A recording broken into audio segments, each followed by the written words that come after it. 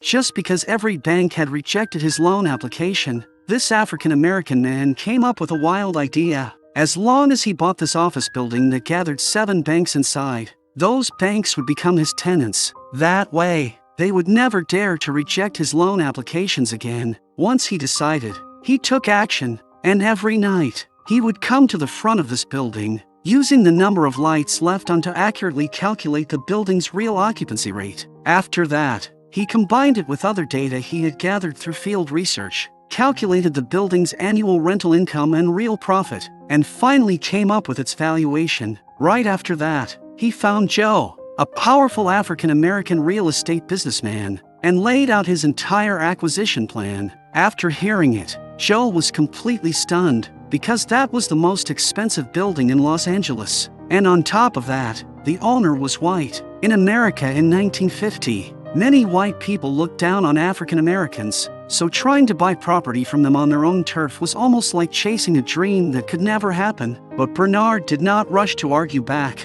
and instead calmly explained his reason for buying it. There were 7 major banks inside the building, and after buying it, not only could they easily obtain loans, but they could also get first-hand access to trends in finance and real estate, making business much smoother. More importantly, through his investigation, he discovered that although this building was in a prime location, a large number of offices were still vacant. This meant that the building owner not only had limited rental income, but also had to bear heavy operating costs. At the same time, Bernard also learned that this owner was raising a huge amount of money for a new project, and this money-losing building was exactly the burden he urgently wanted to get rid of. Finally, Bernard took out all kinds of data he had calculated and proved to Joe step by step that no matter how they looked at it, this was a business that was almost guaranteed to make money. After hearing it, Joe was left speechless, and he realized that Bernard was not a dreamer, but a careful and rational thinker. So working with someone like him would definitely not be wrong. But the biggest problem they faced was that because they were African American, if they came forward directly, the property owners would reject them immediately. So they needed a trustworthy white man to represent them. And Bernard had already found the right person, the man who had recently renovated his house, Matt. Although he was only an ordinary construction worker, he had big ambitions, and most importantly, he did not discriminate against African Americans. But when he heard about their acquisition plan, Matt was completely confused. I don't know anything about banking. I don't know how to buy a bank. We're not actually buying a bank. We're buying a building that the banks are in. The banks are tenants. Right. You just be the face of our partnership.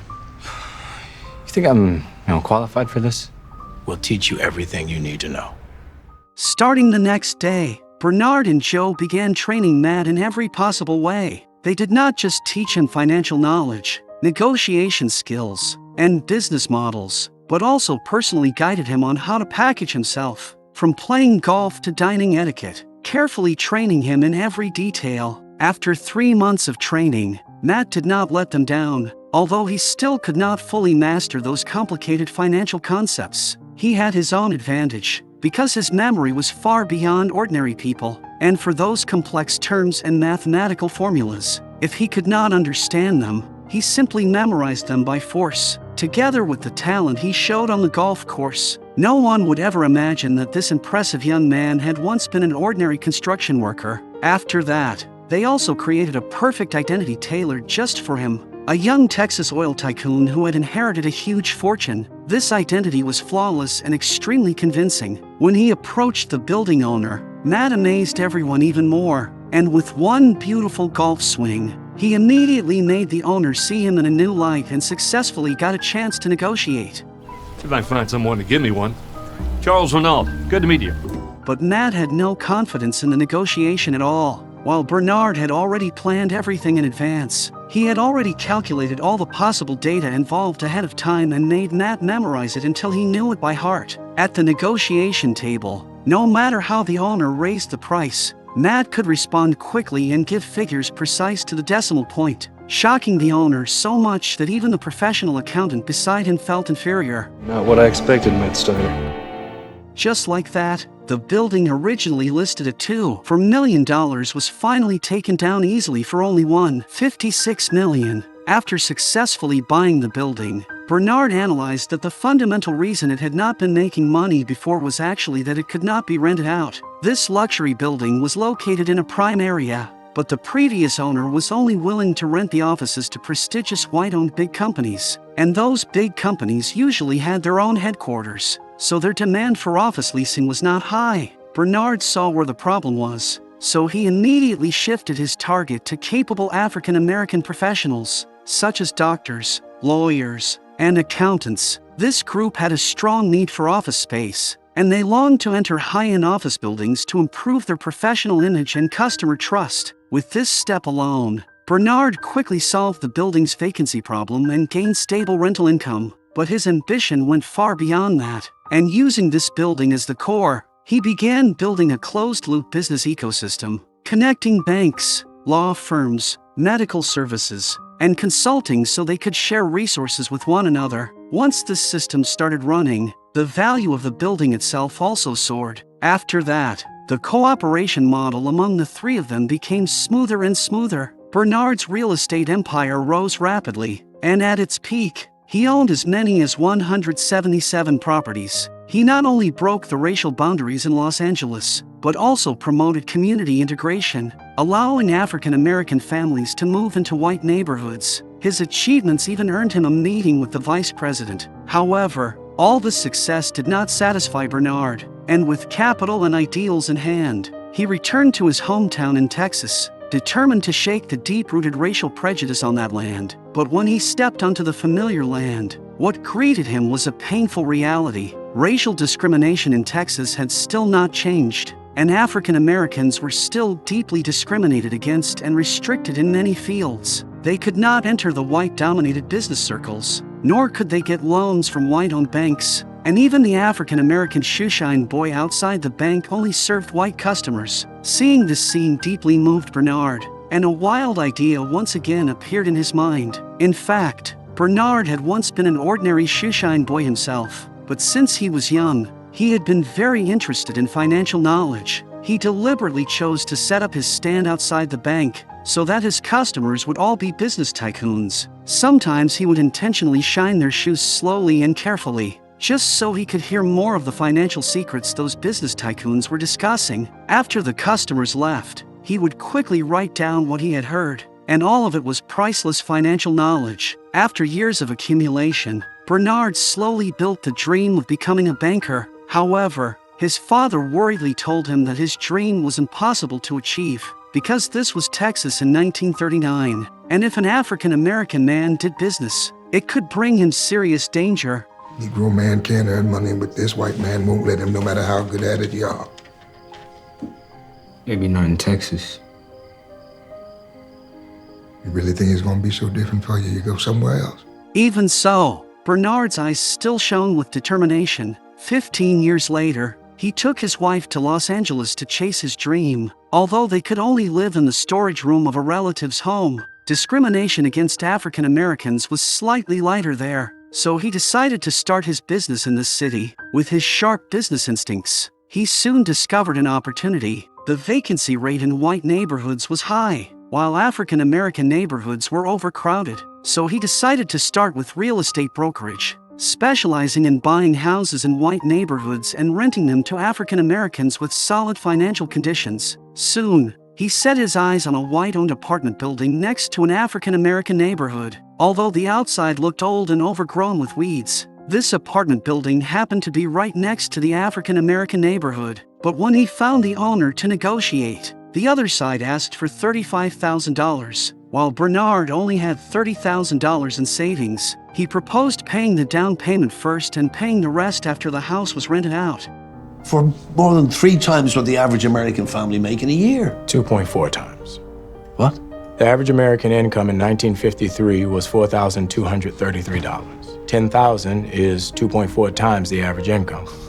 Well, I admire your entrepreneurial gusto, but it's not the way I do business. Just as Bernard was about to leave, he accidentally saw a calendar on the owner's desk, which had been given by a bank manager. An idea suddenly came to him, and he went to the bank printed on the calendar. But as soon as he reached the front desk, he was met with discrimination. so Bernard had no choice but to wait outside until the manager got off work. Bernard went forward and falsely claimed that the owner had recommended him, hoping to borrow $5,000 to complete the transaction. But in the end, he was still rejected. Just as Bernard was feeling disappointed, the owner called him. However, the owner was not angry that Bernard had used his name without permission, and instead, he was impressed by his courage and intelligence. In the end, the owner not only agreed to sell the apartment building to him, but was also willing to be his loan guarantor. Why are you doing this, Mr. Barker?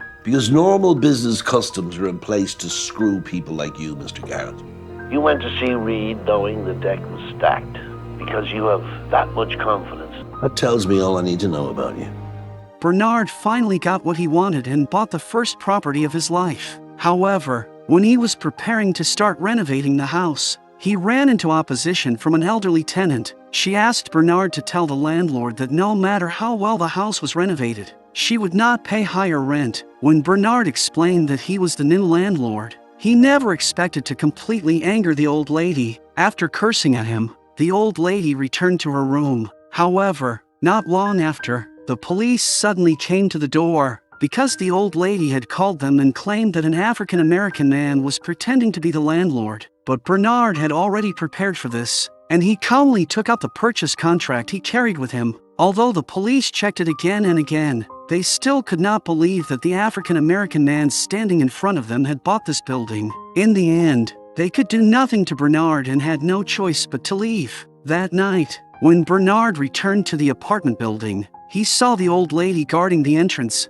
trying to stop him from going inside. But Bernard smiled and told her that he was the new owner and would be living here from now on. After hearing this, the old lady froze in place, and the next day, she packed her bags and moved out, saying that she could not accept living in the same building as African Americans. But as soon as the old lady left, an African American woman became the new tenant. As expected, the demand in the rental market was truly strong, and he soon paid the remaining balance to the white owner. The owner was impressed by Bernard's ability and immediately proposed a win-win partnership, where the two of them would operate the rental business together, with the owner coming forward to sign contracts while Bernard handled everything behind the scenes, allowing them to avoid the obstacles caused by racial discrimination. It was rare for Bernard to meet a white man who did not discriminate against him, so he gladly accepted the partnership. After that, the two worked together with one heart. Their business grew bigger and bigger, and before long, they made a fortune. What pleased Bernard most was that he had finally fulfilled his promise to his wife, moving from the storage room of a relative's house into the dream mansion they had always wanted. But fate always loves to play tricks on people, and just when Bernard thought this was the turning point of his life, terrible news suddenly arrived.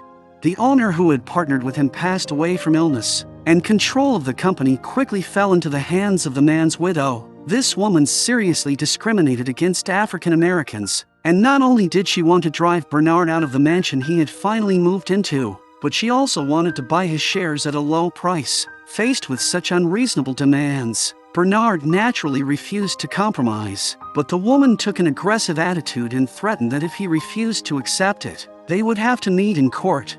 I will up my offer to 25 cents on the dollar. And if you see fit to refuse that, Mr. Garrett, you can walk away with nothing. At this moment, the lawyer poured cold water on Bernard, telling him that an African-American man had almost no chance of winning a lawsuit against a white person. On top of that, Bernard had always stayed behind the scenes, so he had no way to prove that he was a partner. But Bernard did not plan to give in just like that, and he thought of the bank manager from back then. Who would have thought that this manager had already been hired away by that woman at a high salary and had become her financial advisor, avoiding Bernard completely. However, when one road is blocked, hope may still be waiting around the corner. Bernard stood in the bank lobby in low spirits, and when he saw that this building gathered 7 banks inside, inspiration immediately struck him, and he decided to buy this building so the banks could never reject him again. Many years later, Bernard returned home in glory, and when his father saw how successful his son had become, he was both shocked and delighted. But he still earnestly advised him again and again not to do business here, because the racial discrimination in Texas was not something one person could change. but Bernard's eyes still revealed firm determination, because if fate is the worst screenwriter in the world, then he must fight to become the best actor in his own life. He came to the entrance of the bank where he used to set up his shoeshine stand, and when he looked at the shoeshine boy at the door, he could not help thinking of his former self. So he immediately decided to buy this bank, determined to change the racial prejudice in his hometown and in the business world. Whoever controls the bank controls the lifeline of the economy. If he owned his own bank, he could provide funds for his huge real estate acquisition plan and no longer be controlled by others. To Bernard, Mainland Bank was not just a bank, but a weapon, a tool, and a pivot point for changing the fate of an entire community. However, when Joe found out, he firmly opposed it, because Texas was completely different from Los Angeles, and if they were caught doing business as African American men, they could end up in prison. But Bernard would not listen at all, and he took the contract, preparing to carry out the acquisition alone. Although Joe believed this was not a wise move, in the end, he still agreed to take the risk with him. Perhaps a true friend is not someone who simply adds beauty to your life when everything is going well, but someone who stands with you through hardship, laughing and suffering by your side. This time, they used the same trick again, letting Matt come forward while Joe disguised himself as a driver and quietly observed from the shadows. However, plans could not keep up with reality, and in order to protect his son's position, the owner was only willing to sell 80% of the shares. This meant that there would still be a white man among the bank's senior management, which made it impossible for Bernard to appear openly, but the contract had already been signed, so he could only operate from behind the scenes and provide loans to his African American community. Although he could not do it openly, Bernard was still changing his hometown in his own way. But soon, something began to look suspicious. One day, the young heir suddenly stopped Matt and questioned why the number of loans this month had suddenly increased. With a full 70 more loans than before, Matt hurriedly used the excuse of expanding business and increasing shareholder returns to brush him off. But the young heir was not that easy to fool, and he secretly followed several borrowers, only to discover that every single one of them was African American.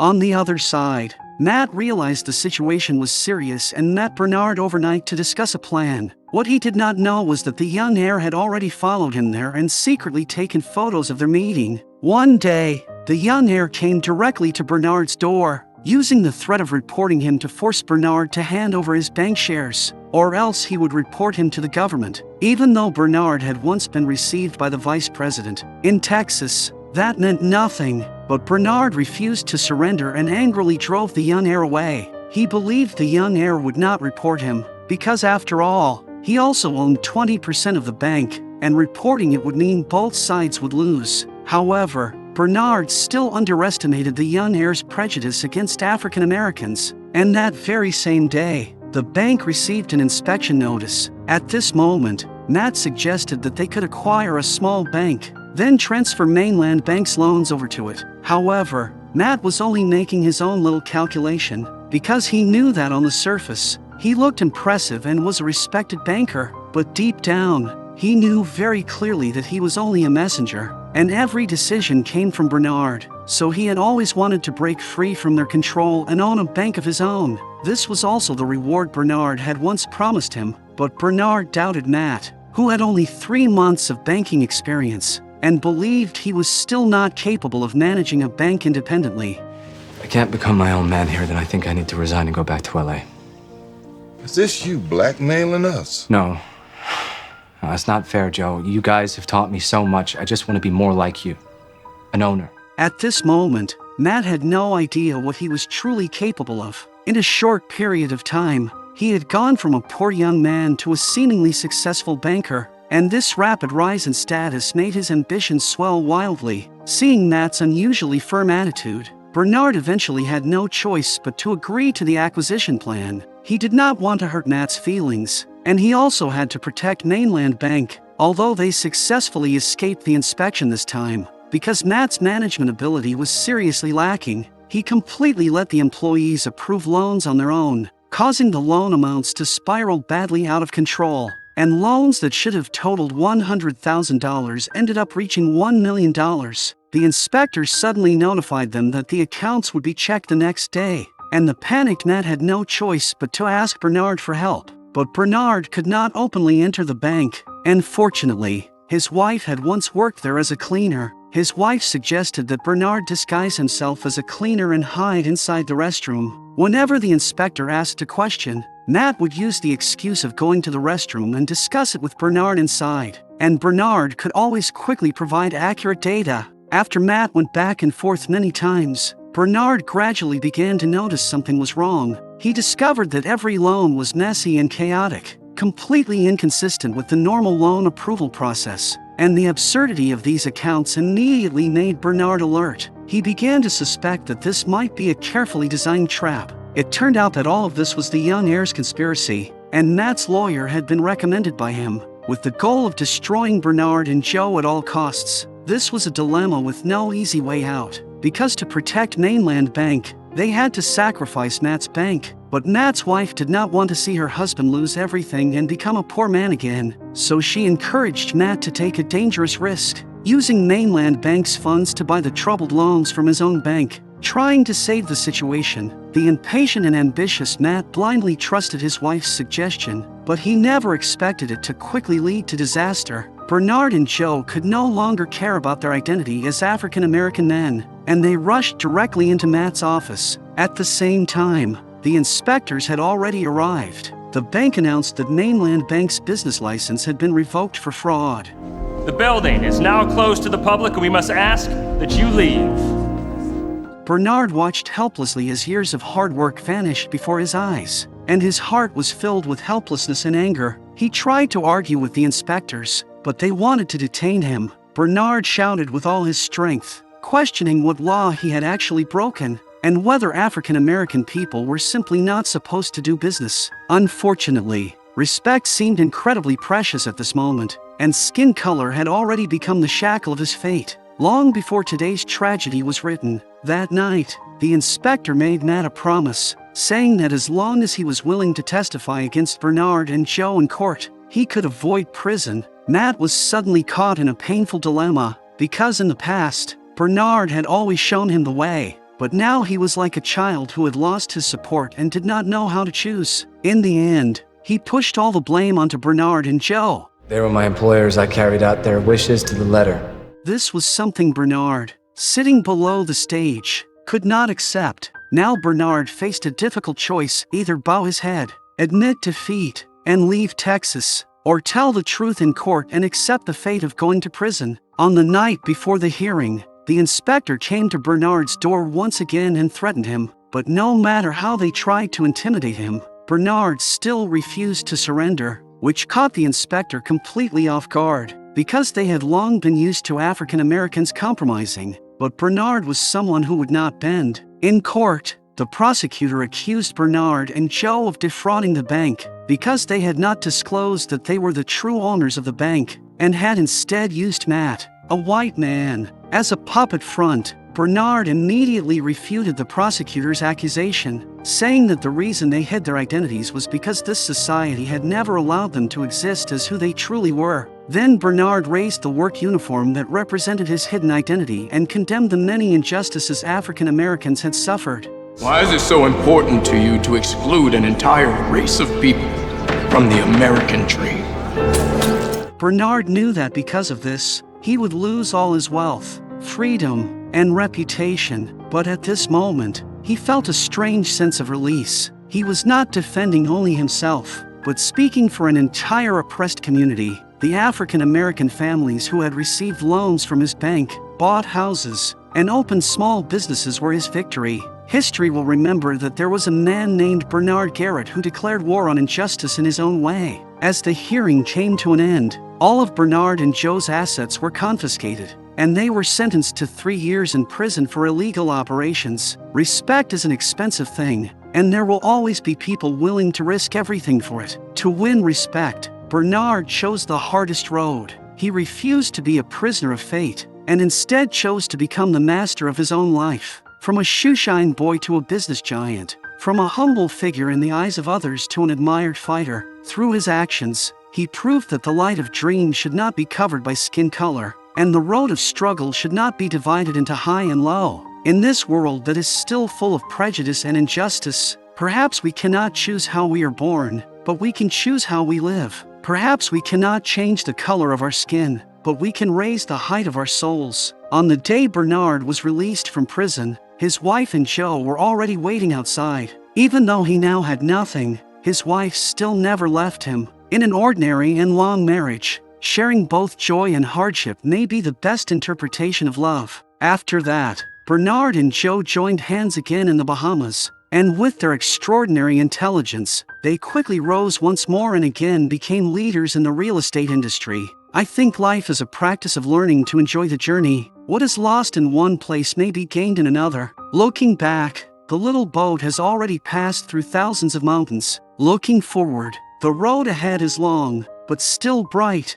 This is a biographical film adapted from the real experiences of African-American entrepreneur Bernard Garrett. In that era clearly divided by race, Bernard was like a tireless gardener, trying to plant the seeds of equality in the wasteland of discrimination. When injustice and prejudice block dreams like high walls, and when discrimination and arrogance bind freedom like iron chains, there are always people who choose to dance on the edge of fate. They know the road ahead is dangerous, yet they still move forward with determination. They understand deeply that if you want to reach the stars, you must grow in the storm, and if you want to touch the sunlight, you must climb from the abyss.